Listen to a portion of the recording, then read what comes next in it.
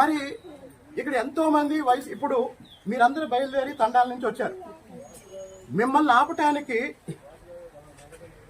మాధవరం గ్రామం వైసీపీ నాయకుడు చిన్నయ్య దొర మిమ్మల్ని ఆపటానికి ఎందుకు ప్రయత్నం చేశాడు? ఇప్పుడు ఇక్కడ దారుణం చేసింది తెలుగుదేశం పార్టీ నాయకుడు రమేష్ రెడ్డి. రమేష్ రెడ్డి అన్యాయం చేశాడు, దారుణం చేశాడు. రమేష్ రెడ్డి నుంచి మాకు న్యాయం చేయండి, రక్షణ కల్పించండి అని తండాల నుంచి మీరు బయలుదేరారు.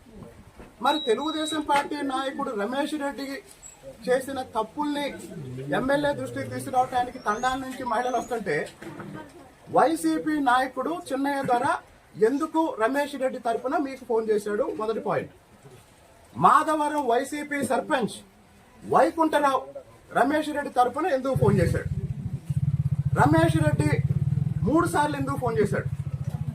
మీరు బయలుదేరిన తర్వాత వీళ్ళందరూ ఫోన్లు చేశారు. అలాగనే పాస్టర్ జాన్ ఎందుకు మిమ్మల్ని ఆపటానికి ఫోన్ చేశాడు? ఒకవేళ రమేష్ రెడ్డి ఏ తప్పు చేయకపోతే ఎందుకు తప్పించుకొని తిరుగుతున్నాడు? ఎందుకు ట్రాక్టర్లు ఇస్తున్నాడు, డబ్బులు ఇస్తున్నాడు? ఇంకో విషయం, ఎంపీ గారి విషయంలో రమేష్ రెడ్డి చెప్పే మాటల్ని నేను నమ్మటం లేదు. ఇలాంటి విషయాల్లో ఎంపీ గారు సహించడు. తప్పు చేస్తే ఎంపీ గారి దగ్గర కూడా రానివ్వడు. కాబట్టి మీరందరూ తండాల్లో గుర్తుపెట్టుకోండి, రమేష్ రెడ్డి చేసిన దారుణానికి ఎంపీ గారు రమేష్ రెడ్డిని సపోర్ట్ చేయరు. నా మీద ఎంపీ గారు ఈగ వాలనేడు అని రమేష్ రెడ్డి చెప్తున్న విషయం అబద్ధం. అయితే ఎంపీ గారి ఆఫీసులోనే రమేష్ రెడ్డి రోజంతా కూర్చుంటున్నాడు, అది నిజం. ఆ విషయం ఎంపీ గారికి తెలియకపోవచ్చు. కాబట్టి ఇప్పుడు డబ్బుల ద్వారా మేనేజ్ చేస్తున్నాడా, లేదా ట్రాక్టర్లు ఇచ్చి మేనేజ్ చేస్తున్నాడా, లేదా ఎంపీ గారి ఆఫీసులో ఎవరి ద్వారా వీటన్నిటి నుంచి బయటపడటానికి ప్రయత్నం చేస్తాడా అనేది చూద్దాం.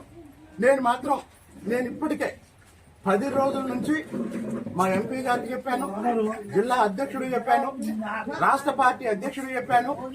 అలాగనే తిరువూరు నియోజకవర్గం తెలుగుదేశం పార్టీ సమన్వయకర్త, తెలుగుదేశం పార్టీ పరిశీలకుడైనటువంటి మా నాయకుడు చిట్టాపర్తిని చిట్టిబాబు గారికి చెప్పాను, వీళ్ళందరికీ చెప్పాను. అయినా ఇంతవరకు ఎట్లాంటి యాక్షన్ తీసుకోలేదు.